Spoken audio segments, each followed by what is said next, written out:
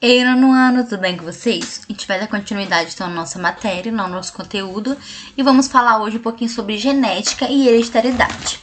Então, por que os pais e filhos podem ser parecidos? O que leva animais da mesma espécie a apresentar pelagem de cores diferentes? Quais os frutos são semelhantes em uma mesma espécie de planta? A gente vai responder um pouquinho dessas perguntas. Então, durante muito tempo, a observação da natureza ela trouxe muitos questionamentos, né? Foram muitas teorias, muitos estudos e deu origem à genética, que vai ser responsável pelo estudo da hereditariedade. Então, a transmissão de características hereditárias de pais para filhos, né?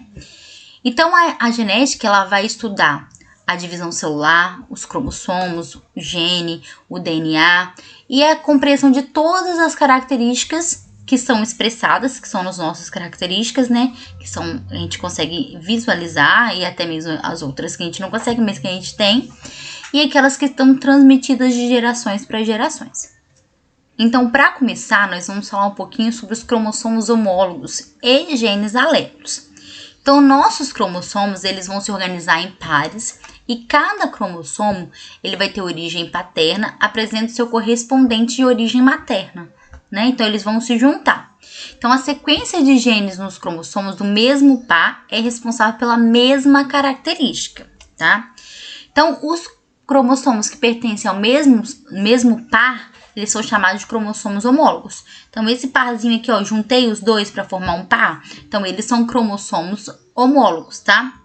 Eles apresentam semelhança no tamanho e na localização dos seus genes. Então, é como se eles fossem divididos em várias partezinhas, que nós chamamos isso de genes. Então, os genes do mesmo loco, da mesma direção, são os genes alelos. Localizam na mesma região dos cromossomos homólogos e condicionam a mesma característica.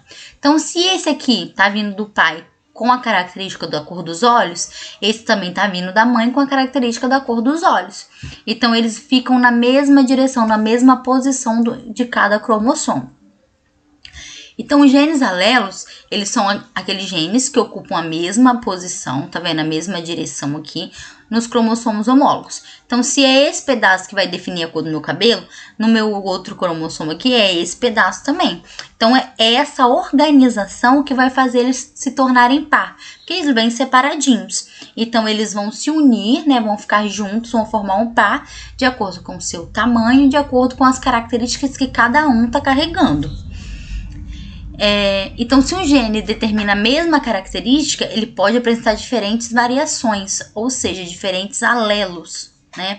Então, cada característica é determinada por pelo menos um par de alelos, pois é herdado da mãe e o outro do pai. Então, o que seria isso? É aquela questão do azinho e do azão, né? Que a gente começa a entrar com a letrinha aqui. Então, se tá vindo uma característica aqui do azão do pai e da mãe tá o azinho, quer dizer que a mãe é recessiva e o pai é dominante, né? Então, a característica aqui da cor dos olhos do pai que vai prevalecer. Então, ele vai formar aqui alelos. Os alelos que podem ser formados, eu tô usando a letra A porque é a mais comum, tá, gente? Mas podem formar azão-azão, azão-azinho e azinho-azinho, tá? Vai depender do que cada um tá carregando. Então, o conjunto de todos os genes do nosso corpo, todos os genes do nosso organismo, a gente chama isso de genoma. Então, todos os genes que tem no nosso organismo, em todos os nossos cromossomos, a gente vai chamar isso de genoma, tá bom? Então, nós temos o genótipo e o fenótipo. Então, o conjunto de genes que recebe dos nossos pais, eles podem ser transmitidos pelos nossos descendentes, então a gente chama isso de genótipo. Então, o conjunto de genes que nós temos, que nós recebemos dos nossos pais, a gente vai chamar de genótipo. Então, o genótipo, ele vai caracterizar a genética da pessoa. O que seria isso? A informação que cada um tem, a informação única de cada característica. Então, o meu genótipo vai definir a cor do meu olho, a cor do meu cabelo, a cor da minha pele, o meu tipo sanguíneo, o formato do meu rosto, se eu tenho a língua enrolada ou não, se eu tenho o lóbulo da orelha enrolado ou não. Então, tudo isso, número de dedo, né? Todas as características, as menores características possíveis do meu corpo, o meu genótipo que vai definir isso. Então, são todos os genes, né, que prevaleceram e formaram as características que eu tenho. A ação desses genes, que é a questão do genótipo, ela vem ser influenciada por fatores ambientais. Então, a expressão desse genótipo, ele vai ser associado com o ambiente, que vai formar o fenótipo.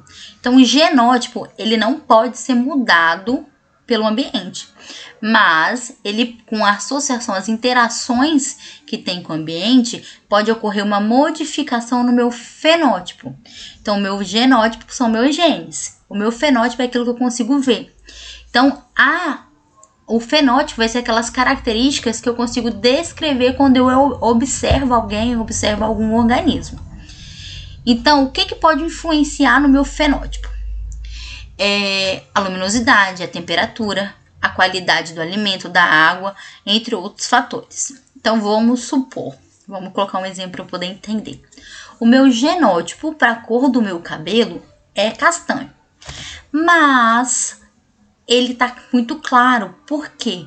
Tô tomando muito sol, então meu cabelo tá ficando queimado de sol, então tá mudando a minha característica, ele tá ficando mais louro, mais claro.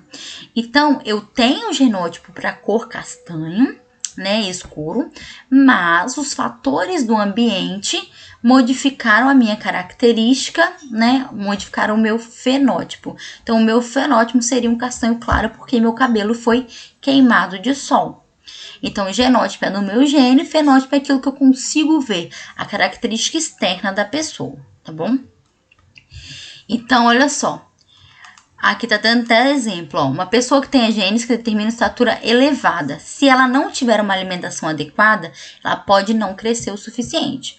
Então, pode ser, eu não tenho esse gene, né, gente? Minha estatura é bem pequena, né? Mas se tem uma pessoa que ela carrega com ela o gene de ser grande, né, de ter uma altura boa, mas ela não come os nutrientes necessários para poder fazer esse gene funcionar, ela não vai crescer o suficiente. Ela não vai crescer o tanto que o gene dela permitiria que isso acontecesse, porque ela não forneceu material para poder fazer com que isso acontecesse, né? Igual, mesmo que uma planta apresente gene para folhas verdes, se ela for mantida no escuro, poderá desenvolver folhas amareladas, porque a clorofila precisa ser ativada através da luz solar, né? Através da luz. Então, se ela for ficar no escuro, a folha dela vai ficar amarelada, mesmo que o gene dela seja para folha verde. Mas os fatores ambientais, os fatores externos estão modificando isso. Então, o fenótipo dela, se eu tiver que colocar, eu vou falar o quê? Que o meu genótipo é para folhas verdes, azão, azinho, né? Depende, né, das características. Mas o fenótipo é folhas amarelas, folhas amareladas. Entenderam? Então, nós podemos alterar apenas o fenótipo. O genótipo a gente não altera. O genótipo é o que nos torna únicos, tá? Então, a gente não altera. Então, se uma pessoa atingir o cabelo de cabelo louro, pode atingir o cabelo de preto, ela vai mudar o seu fenótipo. Mas ela vai continuar apresentando o gene para cabelo claro. Então, se eu fizer luzes no meu cabelo, meu gene vai continuar o mesmo, mas meu fenótipo vai ter mudado, porque eu alterei a característica, né? Então, apenas alterações ocorrem no nosso genótipo, podem ser repassados aos nossos descendentes. Então, se acontecer alguma alteração lá no meu genótipo, por algum erro, né, na hora da divisão e tudo mais, isso eu passo para os meus filhos, para os meus descendentes. Se eu tiver alguma alteração no meu fenótipo, eles não são herdáveis, tá? Então, mesmo que eu tenha cabelo castanho, eu pintar meu cabelo de louro, meu filho não vai nascer com cabelo louro por causa disso, por eu ter pintado, não. Ele vai nascer com o meu gene de cabelo castanho, né? O que vai influenciar a cor do cabelo dele vai ser a junção do meu genótipo com o genótipo do pai. Aí, isso sim vai influenciar a cor do cabelo dele. Mas a cor do meu cabelo, no momento, se eu mudei ela, não influencia em nada, tá bom? Que nós temos a herança genética. Ela vai compreender todas as características que o indivíduo herda, né? Todo o genótipo que o indivíduo herda. Então, esse genótipo vai vir dos pais e ele vai determinar como nós somos, independente do ambiente, tá? Isso vai ser independente do ambiente. O meu genótipo vai vir, o ambiente não vai interferir nele. Vai interferir depois no meu fenótipo. Então, o genótipo ele vai ser transferido de uma geração para outra durante a fecundação. Então, esses genes, né, esse genótipo, ele só é transferido no momento da fecundação e depois começa a reprodução, né, das células e assim vai formando todo o ser, né, até se tornar adulto e tudo mais, até fazer a formação completa do feto e depois acontecer o crescimento. Então, nós somos semelhantes aos nossos pais, mas nunca idêntico a eles. A gente pega um pouquinho do pai, um pouquinho da mãe, mistura ali e forma uma nova pessoa, tá bom? Então, para poder compreender isso tudo, veio Mendel, né, que é o pai da genética, que ele foi fazer vários experimentos para poder entender um pouco de como que isso tudo acontecia. Então, ele fez vários trabalhos com a genética para poder compreender a hereditariedade, como que isso passava de pai para filho. Então, o trabalho de Mendel demorou a ser reconhecido, né? Foi muito tempo. Ele foi trabalhando separado, depois teve outras pessoas que ajudaram e chegaram nas mesmas conclusões que ele, mas eles pegaram esses artigos que eles escreviam na época, né, para poder fazer. Então, a partir de então, ele foi considerado o fundador da genética, onde ele começou, onde foi o princípio de tudo, foi através de Gregor Mendel. Então, o que ele fez isso? Ele foi descobrir tudo isso da genética de hereditariedade através de ervilhas. Então, o material dele escolhido foi ervilha. Por que essa planta de ervilha? A ervilha, ela cresce de maneira rápida, reproduz de maneira rápida. Então, o ciclo reprodutivo é muito curto. Então, isso ele conseguia fazer análise de várias gerações num tempo menor, né? Então, as ervilhas eram bem visíveis, eram de fácil observação. Então, era muito mais fácil a ervilha, por isso que ele escolheu ela. Então, ele pegou seus conhecimentos em matemática, em analisar resultados, fez uma relação numérica. Então, ele realizou vários experimentos. Então, ele não sabia ainda da existência de genes de cromossomo ou DNA, mas ele sabia que características passavam. Então, esses termos foram, surgindo depois desses experimentos de Mendel. Então, durante a observação das diversas gerações de ervilha, ele tinha algumas características que chamavam a atenção. Então, algumas características eram constantes naquelas plantas, como as cores da semente, as cores da vagem, né, que é essa partezinha aqui, e também as cores das pétalas das flores, os seus tamanhos das plantas e o aspecto dessas sementes. Então, ele observou que isso estava sempre a mesma coisa, não mudava.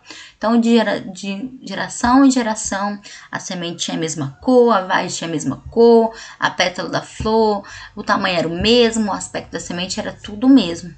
Então, o que ele fez? Ele fez o primeiro cruzamento, né, que teve a intenção de visualizar as cores da semente. Então, ele pegou plantas com sementes verdes e cruzou ela com plantas de sementes amarelas. Então, esse cruzamento foi feito transportando, ele pegou pólen da flor de uma planta e colocou ele para outra planta. Então, pegou o pólen de uma planta e colocou na outra. De uma flor verde, uma que dava semente verde e a outra que dava semente amarela. Elas deveriam ser de variedades puras para a característica, ou seja, o que seriam isso? Suas características deviam se repetir por várias gerações. Então, essas características tinham que continuar por várias gerações. Então, as plantas que foram utilizadas no experimento, então sempre as primeiras plantas que a gente utilizar, plantas, animais ou qualquer coisa, a gente vai chamar ela de geração parental, que é a geração P. As sementes, aquilo que for surgir no primeiro cruzamento, a gente chama de geração F1. Então, são tudo que surgiu no primeiro cruzamento. As plantas produzidas, ou os filhos, né, dos animais, né, depende do que a gente estiver cruzando, mas as plantas produzidas dos filhos, a gente chama de geração F2. Então, é como se a gente tivesse, geração P, que é a geração parental, surgiu alguns filhos, né, algumas sementes, que é a geração F1. Dessas sementes surgiu outros, que é a geração F2. Então, é como se fosse pai, filho e neto, né? Então, tinha geração P, geração F1 e geração F2. E assim sucessivamente. Então, ele utilizou apenas plantações de plantas puras. O que seriam essa geração de plantas puras? Seriam que teriam os genes iguais, os alelos iguais, ou seja, seriam azão, azão ou azinho, azinho, né, para cada cor. Então, ele cruzou ervilhas de semente verde com ervilha de semente amarela, obtendo na geração F1 apenas semente amarela. Então, aqui ele já identificou que entre a cor verde e a cor amarela predominava sobre a cor verde. Então, se eu cruzar verde com amarelo, eu vou ter sempre amarelo. Então, a geração da F1 foi 100% amarela, então ela foi chamada de dominante. Então, as plantas de ervilhas de sementes amarelas foi chamada de dominante. Então, se ela é dominante, a gente tem que sempre usar uma letra maiúscula para ela, tá? Então, dominante a gente usa a letra maiúscula. Enquanto a característica que não manifestou era a verde. Então, a verde é recessiva, porque o amarelo dominou a verde. Então, ela é dominante e o verde é recessivo. Então, o verde vai ser sempre letra minúscula e o amarelo letra maiúscula. Toda vez que eu tiver um recessivo, porque eu sempre vou juntar duas letrinhas, tá? Com a mesma letra. Se eu usar A, vai ser A e A. Se eu usar B, vai ser B e B. Então, o recessivo sempre vai ser duas letrinhas minúsculas, não vai mudar. Então, ele vai ser sempre homozigoto. Vai ser Azinho, Azinho. Tá? Azinho, azinho, bezinho, bezinho, cezinho, cezinho, depende do que a gente tá usando. E o dominante, ele pode ser tanto homozigoto, que seria azão, azão, quanto heterozigoto, que é o azão, azinho, tá? Então, a gente tem que usar sempre um conjunto de letra, mas com a mesma letra. Então, aqui, se eu tive 100% amarela, eu sei que a minha geração amarela aí, ela é azão, azão. Porque se eu for fazer o cruzamento, na hora de cruzar, vai dar sempre azão, azinho. Porque eu vou mostrar para vocês como faz o cruzamento. Vai ser sempre azão, azinho. Se eu tivesse ali um heterozigoto, eu teria pelo menos 25% azinho, azinho. Quer ver? Eu vou fazer o cruzamento para vocês entenderem. Ah, tem aqui do outro lado. Então, vamos lá. Então, todas as variedades puras. Por que eu tenho variedades puras? A variedade puras, ela consegue fazer autofecundação. Então, por isso que ele pegou essas variedades puras da plantação, né? Das características. Então, ele queria que essas plantas que tivessem nas próximas gerações conseguissem fazer essa autofecundação. Então, olha aqui como que aconteceu. Com as plantas da geração F1, foi realizado o processo de autopolinização, né? Que é a autofecundação. Então, eu tive aqui na geração parental. Então, eu tenho ervilha verde com ervilha amarela. Deu 100% ervilha amarela. Dessa ervilha amarela aqui, eu vou ter a autofecundação, a autopolinização, ó. E o que aconteceu aqui? Eu tive 75% amarela e 25% verde. Ou também, né, que a gente fala na proporção de 3 amarelas para 1 verde. Então, quer dizer que aqui eu tenho, ó, azinho, azinho, azão, azão. Então, no momento de cruzar, aqui eu vou ter azão, azinho. Porque eu tenho que pegar pelo menos um gene desse com um gene desse. Então, se o gene é o mesmo, então, ó, se é azinho, azinho, aqui é azão, azão, aqui só tem como dar azão, azinho. Não tem como dar outra coisa. Se eu faço a autopolinização, é como se eu estivesse cruzando o azão, azinho com o azão, azinho. Espera aí só um minutinho que eu vou fazer pra vocês verem.